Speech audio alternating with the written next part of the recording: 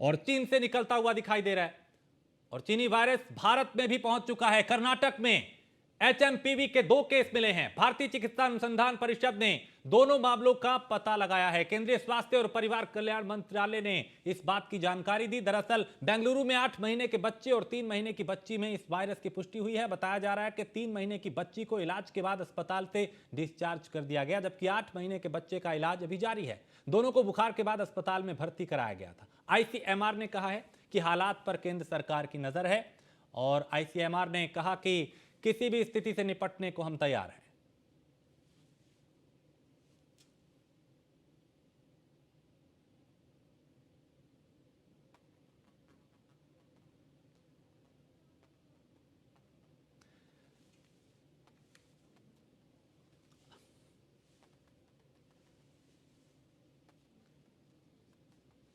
तो कोरोना चला गया, लेकिन अब एचएमपीवी एक नया वायरस आ चुका है, भारत में भी दस्तक दे चुका है।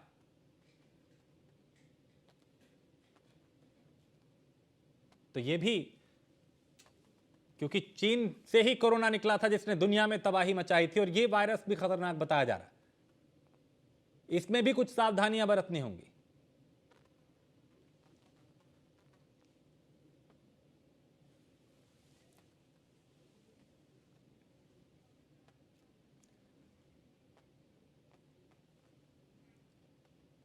और डॉक्टर नवल किशोर हमारे साथ इस वक्त जुड़ चुके हैं। डॉक्टर साहब, ये वायरस जो है वो कितना कोरोना से अलग है, कितना खतरनाक है, क्या इसके लक्षण कैसे पता चल रहे हैं, कैसे इससे बचाव कर सकते हैं? धन्यवाद। आपको मैं शुक्रिया करना चाहूंगा। ये पहले तो इस चीज के लिए कोई भी घबराने की बात नहीं है, क्योंकि ये सिर्फ 4 कैटेगरीज को इफेक्ट करता है। अभी चाइना में ही पाया गया, एक का दुक्का केस तो कहीं भी वर्ल्ड ओवर मिला है, जैसे इंडिया में भी अभी पहले ही केस मिला है। कैटेगरी नंबर 1 5 साल से नीचे के बच्चों को, कैटेगरी नंबर 2 ओल्ड एज वालों को, कैटेगरी नंबर 3 जिनको कोमॉर्बिडिटी है जैसे कैंसर हो गया, डायबिटीज हो गई, या जिनकी इम्यूनिटी कॉम्प्रोमाइज्ड है। कैटेगरी नंबर 4 जो बहुत इंपॉर्टेंट है, जिनको रेस्पिरेटरी बीमारियां, अस्थमा, सीओपीडी, सार्कोइडोसिस, एसएलई, तो उनको थोड़ा केयरफुल रहना। दूसरी चीज, ये वायरस नॉर्मल एक रेस्पिरेटरी वायरस है जो इम्यूनिटी लो होने से होता है। जैसे कोविड वायरस था, उसी तरह ये रेस्पिरेटरी वायरस की एक कॉमन फॉर्म ही है।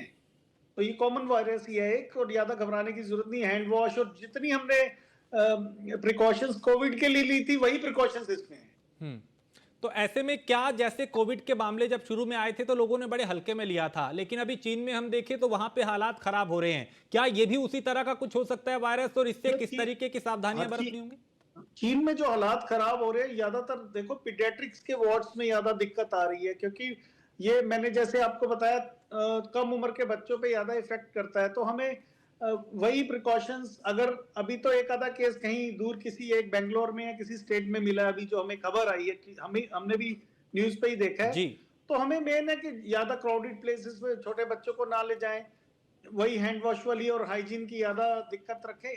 इसका मेरे को लगता नहीं कि इंडिया पे इतना बुरा प्रभाव आ सकता है, लेकिन अब हम वेट कर रहे हैं कि हमारी हेल्थ मिनिस्ट्री या बाकी गवर्नमेंट इसके ऊपर जो गाइडलाइंस बनाएगी, हम सबको फॉलो करना होगा उसको। और क्योंकि डॉक्टर साहब इस मौसम में तो ऐसे ही कई लोग बीमार होते हैं, बुखार हो जाता है, ठंड लग जाती है, खांसी जुकाम, ये आम होता है दिसंबर जनवरी में। ऐसे में इसके लक्षण और इसमें कितना अंतर कर पाना कितना मुश्किल होगा? इसमें एक तो ज्यादा मुश्किल नहीं होगा, क्योंकि आपके फिजिशियन को सिंपल जो फ्लू के सिम्टम्स हैं और इसके सिम्टम थोड़े बहुत मैच होते हैं, लेकिन एज कैटेगरी जैसे मैंने बताई, उसमें थोड़े फिजिशियंस केयरफुल रहें जो एज कैटेगरी वाइज। तो normal flu, cough and cold तो सभी कैटेगरीज को होता ही रहता है रेगुलर। जैसे मैंने बताया, ये भी नॉर्मल वायरस ही है, 4 से 6 हफ्ते में चला जाता है। अभी तक इसकी कोई एंटीवायरल ड्रग कहते हैं कि इसकी स्पेसिफिक नहीं आई, क्योंकि एक लैब में कल्चर के दौरान ये वायरस पाया गया था, तब से ये इस वायरस के बारे में पता लगा है। तो क्या ये कोरोना जैसा खतरनाक तो नहीं है? यानी अभी ये कह सकते हैं कि उतना ज्यादा खतरनाक नहीं है जितना कोरोना के जो लेवल आए थे? नहीं, इसके लिए ये एज वाइज खतरनाक हो सकता है, बट उतना खतरनाक नहीं है कि मासेस के लिए इतना एपिडेमिक क्रिएट कर दे। तो डॉक्टर साहब, किस तरह की सावधानियां बरती जाएं? देखिए, जो सावधानियां एक तो कोविड थी की थी, आपको सबको पता है, हैंड वॉश वाली, जी। कंटेमिनेटेड, जिसको कफ एंड कोल्ड फ्लू के सिम्टम हो उससे बिल्कुल आप दूर रहें।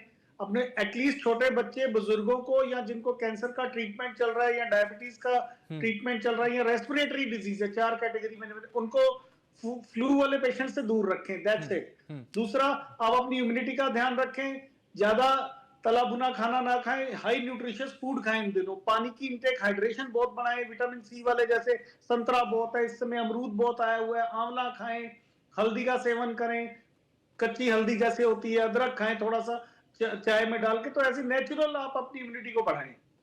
और चूंकि डॉक्टर साहब बच्चे ज्यादा प्रभावित हो रहे हैं, भारत में भी जो 2 मामले आए उसमें बहुत कम उम्र के बच्चे हैं, कुछ 8 महीने 5 महीने के। क्या बच्चों के लिए ज्यादा खतरनाक है और उनको ज्यादा सावधानियां उनके अभिभावकों को, पेरेंट्स को रखनी होंगी?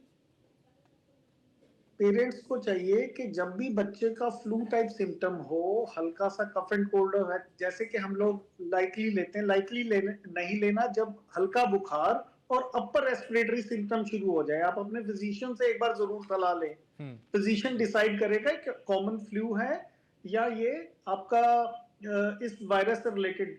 99% अभी हिंदुस्तान में ये वायरस नहीं है, एक आधा केस है, जी। उसके लिए इतने पैनिक की जरूरत नहीं है। और डॉक्टर साहब, चूंकि आप तो मेडिकल लाइन से हैं तो आपके सामने कई तरह के वायरस आते होंगे, क्या कोरोना के आने के बाद लोग ज्यादा डर गए हैं और कोई भी नया वायरस आता है तो उसको लेके गंभीर हो जाते हैं? देखिए, गंभीर तो हो जाते हैं, जैसे वायरसेस की ना, हमें एक्चुअल उसका पता नहीं लगता वो किस तरह की म्यूटेशन ले ले, जैसे आपने कोविड में भी देखा, उसकी कई म्यूटेशंस आई। जी। कुछ म्यूटेशन मतलब वायरस हमेशा अपने आप को चेंज करता है, हम्म। तो कोविड म्यूटेशंस कुछ बड़ी खतरनाक भी आई, हमने सब देख चुके हैं। तो इस वायरस में अभी इतना इसके बारे में पूर्ण पूर्ण जानकारी पूरे विश्व में अभी नहीं है, और म्यूटेशन है या नहीं है इसका आने वाले समय में पता लगेगा। ठीक है। बहुत शुक्रिया डॉक्टर साहब हमें वक्त देने के लिए। तो कई अभी चूंकि मामले जो हैं भारत में भी 2 से 3 दर्ज किए गए हैं और इसके बाद भारत में भी सतर्कता इसको लेके बढ़ती जा रही है। छोटे से ब्रेक के लिए रुकेंगे, आप बने रहिए न्यूज़ वन इंडिया के साथ।